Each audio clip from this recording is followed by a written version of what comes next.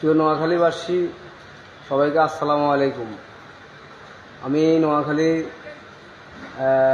পক্ষ থেকে সবাইকে আন্তরিকতা এবং শুভেচ্ছা এবং আসসালামু আলাইকুম।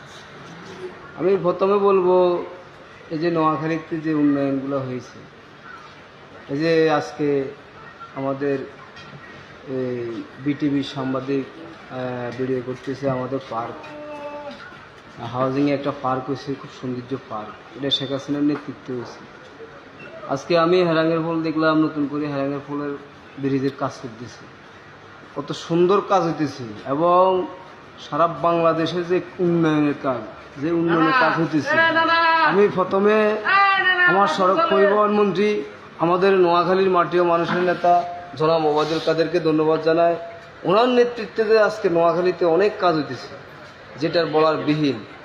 আমি আরও ধন্যবাদ জানাই